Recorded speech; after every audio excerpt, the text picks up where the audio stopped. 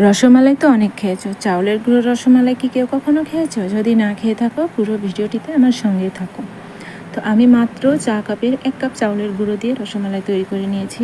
আর এই রসমালাইটা তৈরি করতে অল্প চাউলের গুঁড়া দিয়ে অনেকগুলো রসমালাই তৈরি করা যায়। তো আমি ফার্স্টে শিরা তৈরি করে নিয়েছি। আমি ক্যারামেল করে শিরা তৈরি করে নিয়েছি। কেউ চাইলে এমনি কাঁচা চিনি দিয়েও সরাসরি শিরা তৈরি করে নিতে পারো।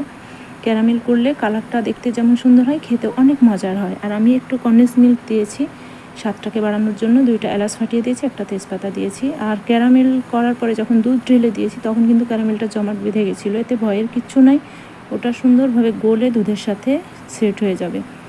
আর 1 কাপ চালের গুঁড়ার জন্য আমি 1 কাপই পানি নিয়েছিলাম। আর চাউলের গুঁড়ার ডোটা অবশ্যই পারফেক্ট ডো হতে হবে, একটু সময় নিয়ে মথে নিতে হবে, নাহলে কিন্তু ভাজার সময় পিঠাগুলো ফেটে যাবে। তো এই তো আমার পিঠাগুলো ভাজা কমপ্লিট।